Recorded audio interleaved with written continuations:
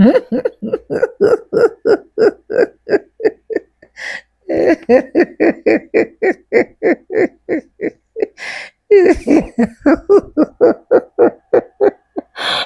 now, it has gotten to that point where white folks actually want to be holding each other accountable and teaching each other what they are supposed to have done since. And you know the annoying and the stupid part is that you will see some of these white folks in the comment section arguing with when you are seeing facts, you are arguing. When your own is exposing you, you are arguing. Instead of just keeping quiet, enter the house and sleep.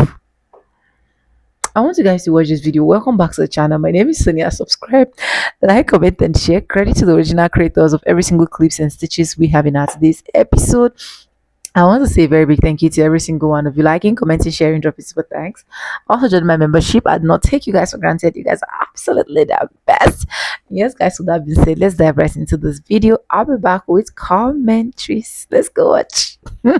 Racists are not born, they're made. And the easiest way to make a racist is to start filling them with hate at a very young age. This is exactly how the German government created a nation of anti-Semitic racists in the 1930s and 40s. They put a lot of energy into creating youth groups that are kind of like the modern-day Boy Scouts and Girl Scouts. However, instead of going camping or selling cookies, they were being indoctrinated with racist propaganda so that by the time they became adults, they would be ready to commit a genocide. But the real way that Germans turn their children into racist is by teaching them to hate from the moment that they were born. When I went to the Imperial War Museum in London, they had an exhibit on German propaganda in the 20th century. And one of the artifacts on display was a children's book called The Poisonous Mushroom. This book was written by the propagandist Julius Streicher, and it was meant to teach German children to hate Jews. The book opens with a mother and her son in the forest looking for mushrooms. She tells him, "Look, Franz, human beings in this world are like mushrooms in the forest. There are good mushrooms and there are good people. There are poisonous bad mushrooms and there are bad people. And we have to be on guard against bad people, just as we have to be on guard against poisonous mushrooms. And do you know who these bad men are, the poisonous mushrooms of mankind?" Franz replies, "Of course I know, mother, they are the Jews." Then she tells him to watch out for these poisonous people, because a solitary Jew can destroy a whole village, a whole city, even an entire people.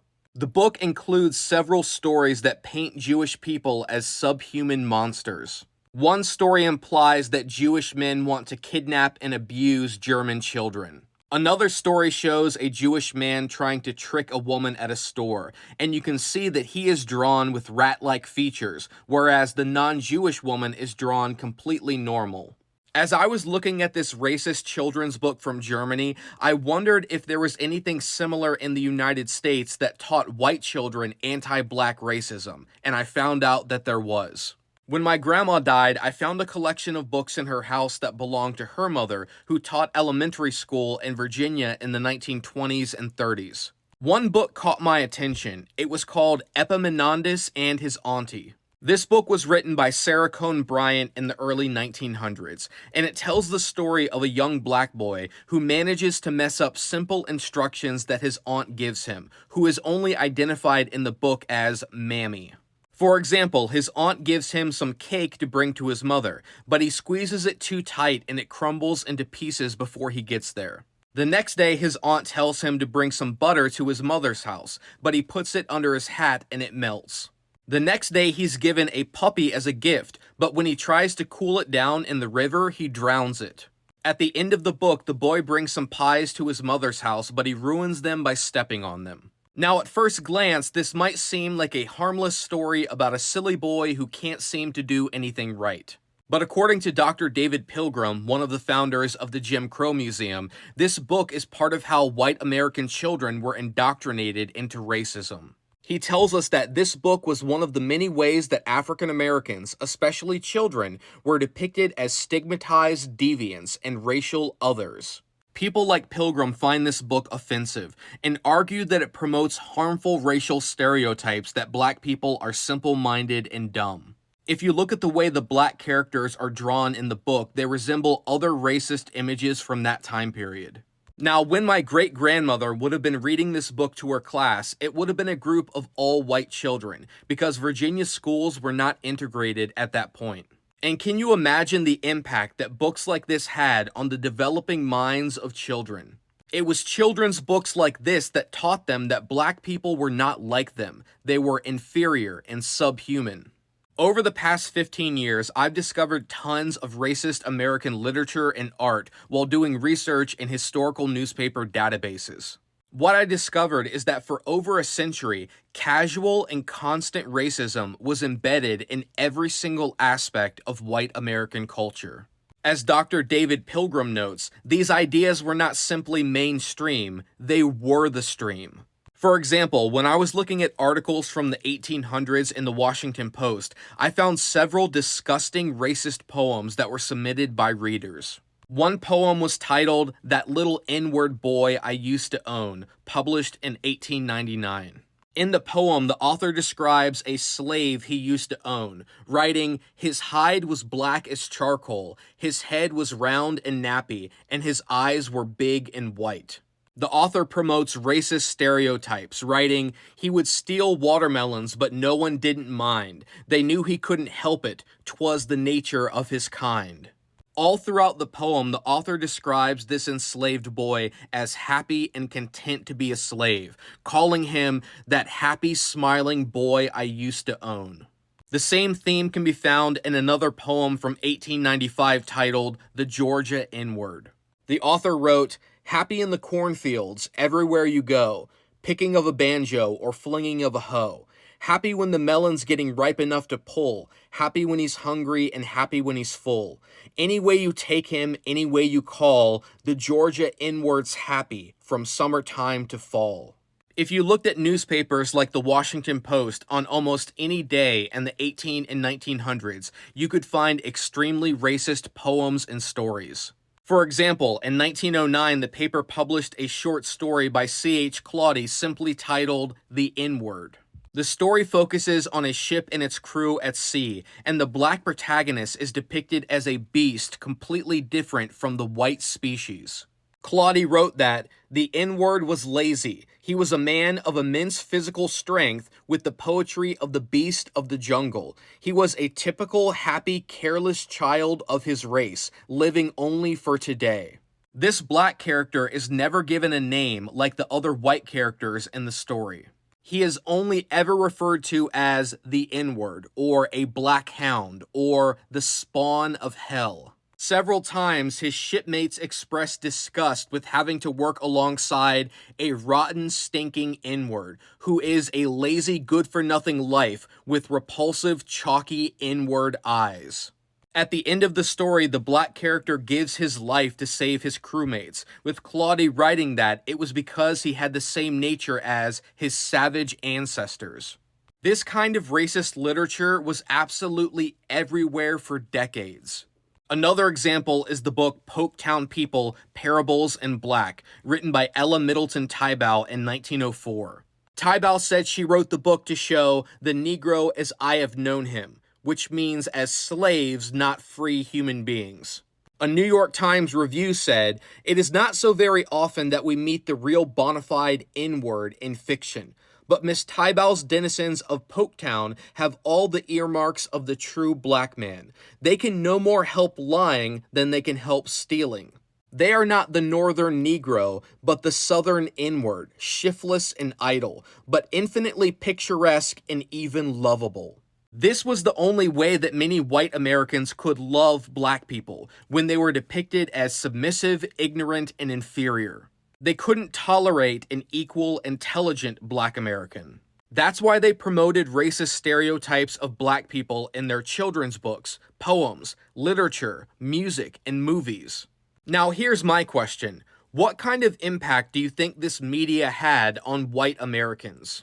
What if as a child you read racist children's books, then as a teenager you read racist poems and short stories, then as an adult you read racist novels? What if the movies that you watched, the music that you listened to, the products that you consumed, all had racist undertones and dehumanized black people? This is how you make a racist. You start when they're a child, and then you bombard them with hatred for their entire lives. So that by the time they're an adult, they don't feel like they're racist. This is the only world and the only life they've ever known. The socialist Scott Nearing came to a similar conclusion when trying to answer the question of why so many young men willingly went to fight in World War I. He wrote that, before human nature can be sufficiently embittered and terrified to produce war between great nations, someone must do a great deal of missionary work. A thoroughgoing war spirit can be extracted from life only after years of steeping and simmering. Children are taught to hate. In their games, they slaughter their foes by name. Then schoolbooks teach them to hate by distorting the facts of history and by misrepresenting their enemies. The same thing applies to racism. To make a racist requires a lot of work. That's why books like Anti-Racist Baby are so important. Because just as racism starts at childhood, anti-racism does too. Almost everything in America can be traced back to slavery and the ideology of racism that was used to justify it. Exhibit A, psychology. In the United States, the field of psychology was founded by a bunch of racist and white supremacists. All of these supposed scholars agreed with what the Encyclopedia Britannica said about black people in 1911. Here's how they defined the word Negro. The Negro would appear to stand on a lower evolutionary plane than the white man, and to be more closely related to the highest anthropoids. Mentally, the Negro is inferior to the white. The mental constitution of the Negro is very similar to that of a child, normally good-natured and cheerful, but subject to sudden fits of emotion and passion, during which he is capable of performing acts of singular atrocity. He is impressionable, vain, but often exhibiting in the capacity of servant a dog-like fidelity which has stood the supreme test. For most of its history, psychology was dominated by men and women who held these same vile ideas about black people, and their racism poisoned their research and theories for decades. In an article in Psychology Today, Dr. Monica T. Williams highlights some of these psychologists who shaped the field with their racist views.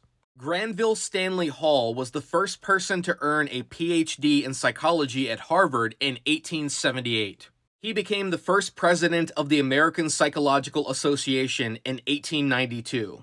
He was a pioneer in the study of childhood development, but he was also an extreme racist. Hall believed that non-white people were adolescent races in a stage of incomplete growth. He believed that black people were mentally inferior to whites, and he supported eugenics and forced sterilization to create a white master race. Paul Popenoe is a psychologist known for founding the field of marriage counseling. He was also a vocal racist and a promoter of eugenics. He believed that someone's intelligence was based on how much white blood they had. He was also the leading voice calling for the sterilization of people who were seen as undesirable, or in other words, not white. Lewis Madison Terman was a psychologist who served as the head of the American Psychological Association in 1923. He became famous for developing the IQ test, which several studies have found to be inaccurate and racist. Historian Ibram Kendi argues that standardized tests have become the most effective racist weapon ever devised to objectively degrade black and brown minds. Like so many other psychologists, Terman believed that black people were mentally inferior to whites, arguing that their minds had a dullness that appears to be racial. Terman supported eugenics and wanted to sterilize non-white people so they could not reproduce. He said that from a eugenic point of view, blacks constitute a grave problem because of their unusually prolific breeding. Others like Audrey Shuey used racist IQ tests to argue that black people were mentally inferior to whites. In 1958, she wrote The Testing of Negro Intelligence. In the book, she presented tainted evidence that the IQs of American Negroes are from 15 to 20 points on average below those of American whites. She also claimed that about 6 times as many whites as Negroes fall into the gifted child category. Shuey made no attempt to understand or account for the social, historical, economic, or environmental impact on these test scores. Instead, she attributed everything to genetics and race. This is exactly what Harvard psychologist Richard J. Herrnstein and political scientist Charles Murray did in their 1994 book, The Bell Curve. Like Shuey before them, they argued that black people are less intelligent than white people, which is simply not true. Perhaps one of the most racist psychologists in American history was Henry Garrett.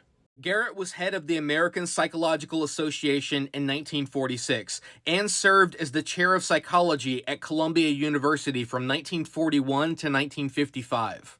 Garrett believed that black people were mentally inferior to whites, and he supported segregation and many other racist laws. He even served as an expert witness during Supreme Court cases and argued that there was nothing wrong with segregated schools for black and white children. Garrett never tried to hide his views.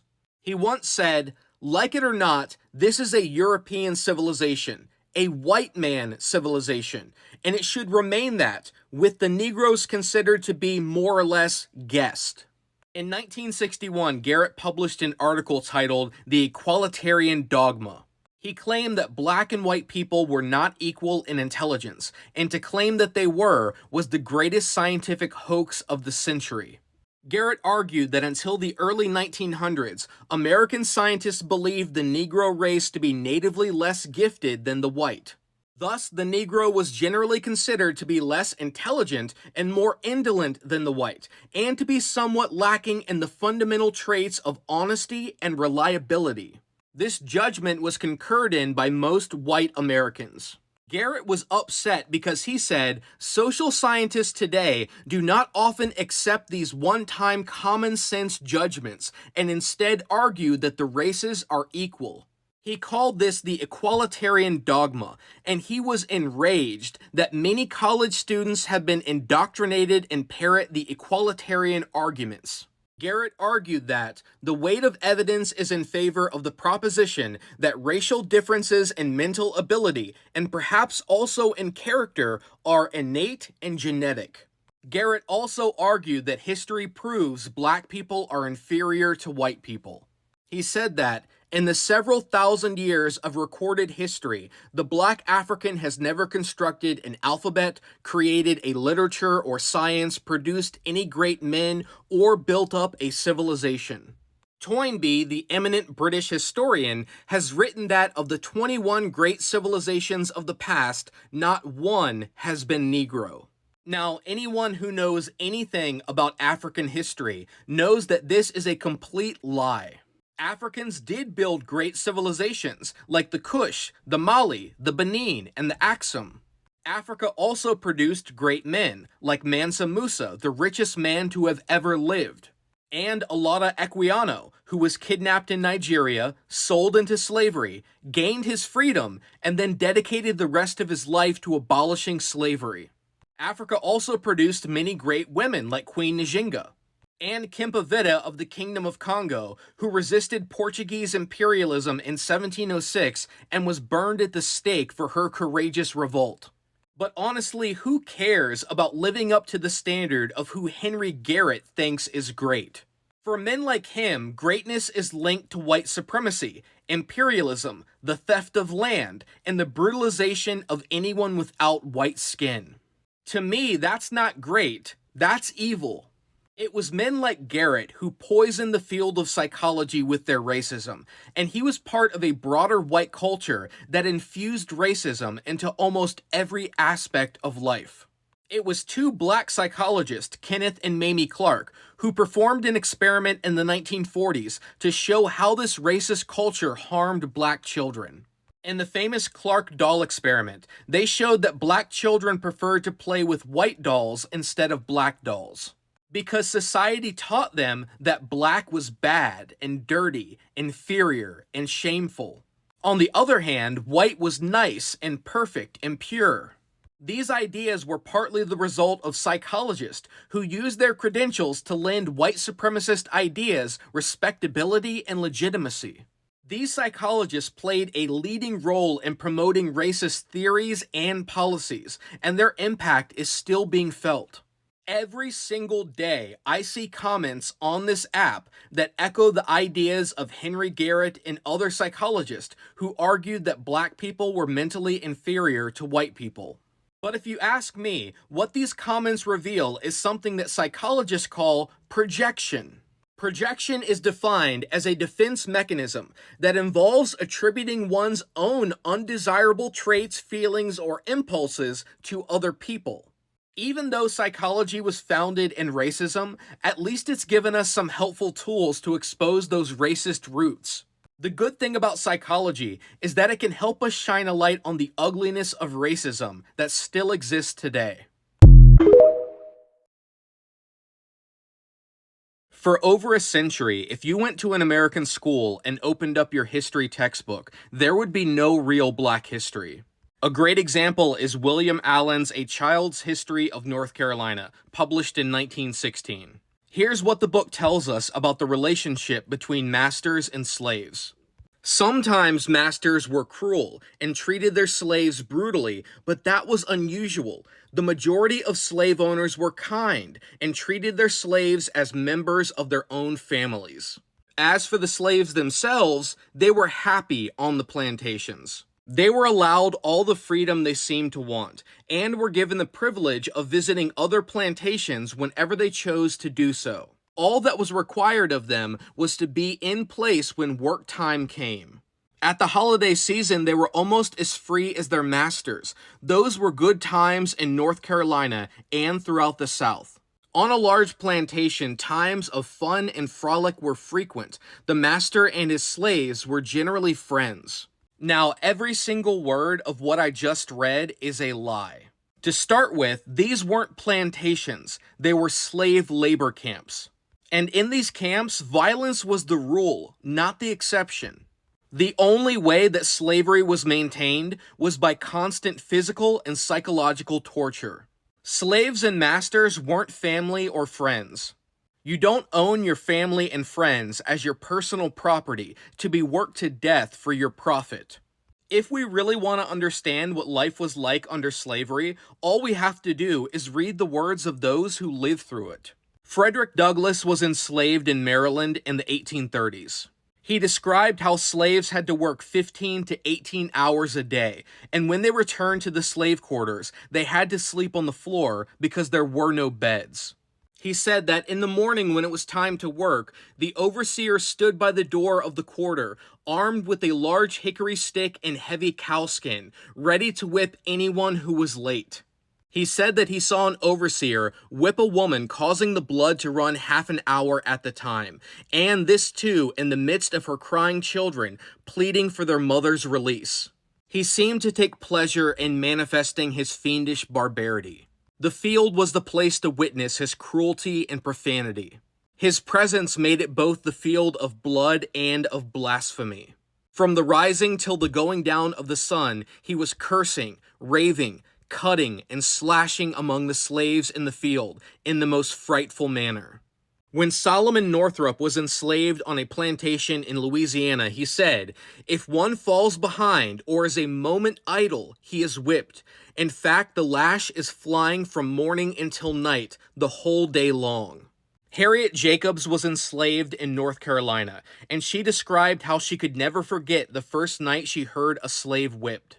She said, "Never before in my life had I heard hundreds of blows fall in succession on a human being. His piteous groans rang in my ear for months afterwards." This is the truth of slavery. It wasn't good times of fun and frolic. It was violence and dehumanization on a scale that the world had never seen before or since. This is why American history textbooks sought to erase this violence and create a fictional world where slavery wasn't that bad. They didn't want to admit that America was built on blood, so they came up with a lie. And that lie poisoned American education for over a century. For most of American history, there was no such thing as accurate black history in schools. When William Patterson went to school in the early 1900s, he explained how, as the son of a mother born a slave, I became aware that the history textbooks I had studied contained no names nor faces of black achievers or heroes. Thus, our discussions were limited by the nature of the miseducation we had received. My country's lies about the history and culture of black men, unrelieved by any acknowledgement of their contributions to the development of mankind, were circulated in order to justify slavery and later discrimination and exploitation. It began to dawn on me that the schools I had attended were not in the slightest concerned about the basic causes of injustice or racial persecution. When Malcolm X went to school in Nebraska and Michigan in the 1930s and 40s, he discovered that black history was treated as a joke. He described how, when we came to the textbook section on Negro history, it was exactly one paragraph long. Our teacher, Mr. Williams, laughed through it practically in a single breath, reading aloud how the Negroes had been slaves and then were freed, and how they were usually lazy and dumb and shiftless. He added, I remember, an anthropological footnote of his own, telling us between laughs how Negroes' feet were so big that when they walk they don't leave tracks, they leave a hole in the ground. Malcolm also said that Mr. Williams was a great one for inward jokes. One day during my first week at school, I walked into the room and he started singing to the class as a joke, "Way down yonder in the cotton field, some folks say that an inward won't steal."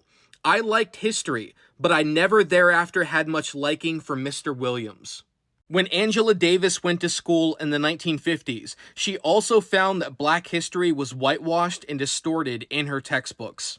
She said that, in our American history book, I discovered that the Civil War was the war for Southern independence, and that black people much preferred to be slaves than to be free. She also said, as we learned about George Washington, Thomas Jefferson, and Abraham Lincoln, we also became acquainted with black historical figures. Granted, the Board of Education would not permit the teachers to reveal to us the exploits of Nat Turner and Denmark Vesey. When Assata Shakur went to school in the 1960s, she also found that revolutionary black figures like Nat Turner were missing from her textbooks. She said that, the day I found out about Nat Turner, I was affected so strongly it was physical. I was so souped up on adrenaline, I could barely contain myself. I tore through every book my mother had. Nowhere could I find the name Nat Turner. I had grown up believing that slaves hadn't fought back.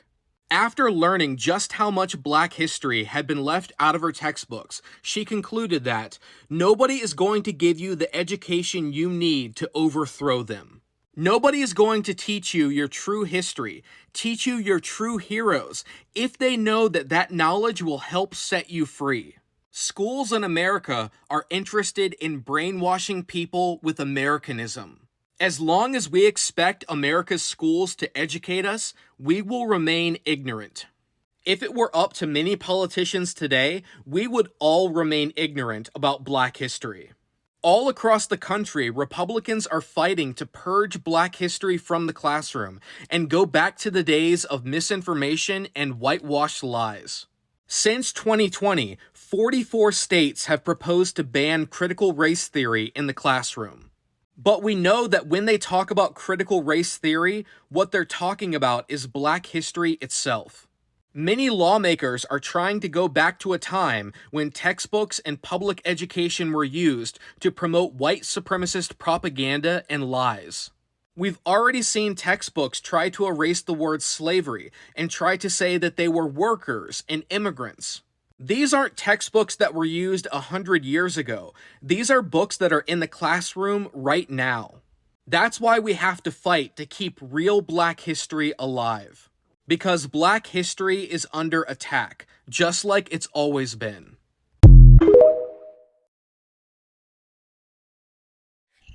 Anyways, welcome back, guys, and thank you so much for watching. Hope you guys literally enjoyed every single clips I was able to run out for you guys. I was able to roll out for you guys. Hope you literally enjoyed it.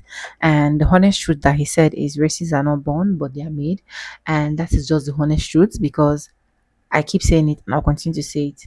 Most of these racist people you're seeing in this society, especially coming from these young ones, it is coming from the inside. Like it is coming from inside. It is coming from what they have literally taught them right from when they are small. So they make them to be that demon that they are.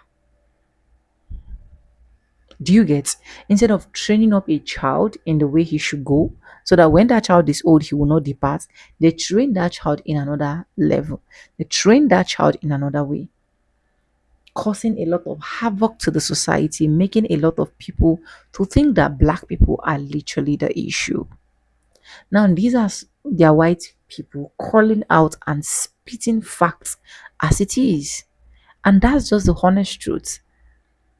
Some of them, if you see some irritating thing they do, you now ask yourself, who created these people? Who invented these people? So they just want to justify it to make it look like what you're saying is not making sense.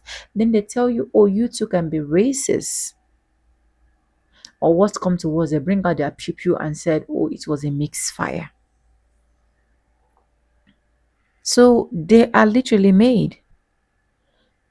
And go to this guy's comment section and see them raging.